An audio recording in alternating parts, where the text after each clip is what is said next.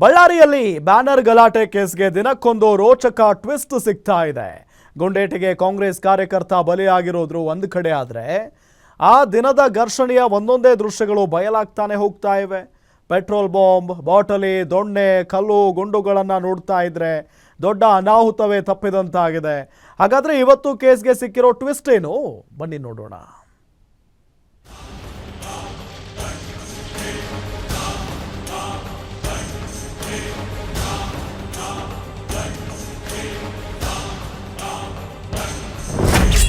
ಹೊರ ಬರುತ್ತಲೇ ಇವೆ ಬಳ್ಳಾರಿ ಗಲಭೆಯ ಅಸಲಿ ಸತ್ಯ. ಪೊಲೀಸರು ಬರೋದು ಸ್ವಲ್ಪ ಲೇಟ್ ಆಗಿದ್ರು ಎಲ್ಲ ಉಡಿಸ್. ಬ್ಯಾನರ್ ಗಲಾಟೆಯ ಸರಣಿ ವಿಡಿಯೋಗಳು ರಿಲೀಸ್. ಎಸ್, ಜನವರಿ 1 ಹೊಸ ವರ್ಷದ ದಿನವೇ ಇಡೀ ಬಳ್ಳಾರಿಯಲ್ಲಿ ಬ್ಯಾನರ್ ಗಲಾಟೆಗೆ ಕಾಂಗ್ರೆಸ್ ಕಾರ್ಯಕರ್ತ ಬಲಿಯಾಗಿದ್ದು ಆಯ್ತು. 26 ಮಂದಿಯನ್ನ ಬಂಧಿಸಿದ್ದು ಆಯ್ತು. ಈಗ ಪೊಲೀಸ್ ತನಿಖೆ ಚುರುಕುಗೊಳಿಸಿರೋ ನಡುವೆ ಗಲಾಟೆಯ ಸ್ಫೋಟಕ ರಹಸ್ಯಗಳು ಒಂದೊಂದೇ ಬಯಲಾಗ್ತಿವೆ.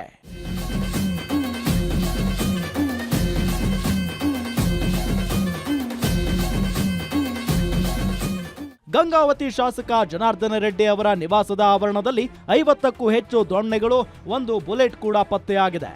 ಪೆಟ್ರೋಲ್ ಬಾಂಬ್, ಬಾಟಲಿ ಇದೆಲ್ಲವನ್ನು ನೋಡ್ತಿದ್ರೆ ಪೊಲೀಸರು ಸ್ವಲ್ಪ ಯಾಮಾರಿದ್ರು ಎಲ್ಲ ಉಡಿಸ್ ಆಗ್ತಿತ್ತೇನೋ ಎಂಬ ಪ್ರಶ್ನೆ ಎದ್ದಿದೆ.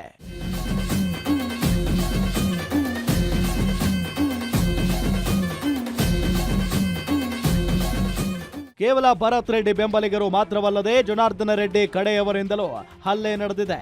ಕಾಂಗ್ರೆಸ್ನವರು ಕಲ್ಲೆಸೆದರೆ ಬಿಜೆಪಿಯವರು ದೊಣ್ಣೆಗಳಿಂದ ಹೊಡೆದು ಹಲ್ಲೆ ನಡೆಸಿದ ಆರೋಪ ಕೇಳಿ ಬಂದಿದೆ.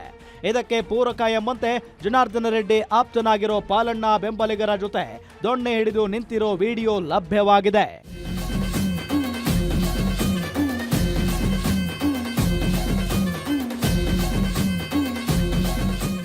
ಇದಿಷ್ಟೇ ಅಲ್ಲ, ಜನಾರ್ದನ ರೆಡ್ಡಿ ಕಡೆಯವರು ಕಾರದ ಪುಡಿ ಎರಚಿ ದಾಳಿ ಮಾಡಿದ್ರು ಅನ್ನೋದಕ್ಕೂ ಶಾಸಕ ನಾರಾ ಭರತ್ ರೆಡ್ಡಿ ಕಡೆಯವರು ಸಾಕ್ಷಿ ರಿಲೀಸ್ ಮಾಡಿದ್ದಾರೆ.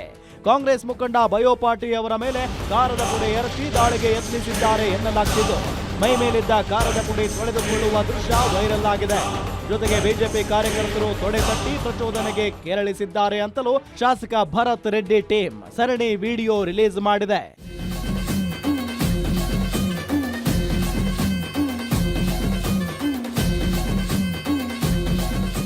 ಒಟ್ಟಾರೆ ಬಳ್ಳಾರಿ ಬ್ಯಾನರ್ ಪ್ರಕರಣದಲ್ಲಿ ದಿನಕ್ಕೊಂದು ಟ್ವಿಸ್ಟ್ ಸಿಗ್ತಿದೆ.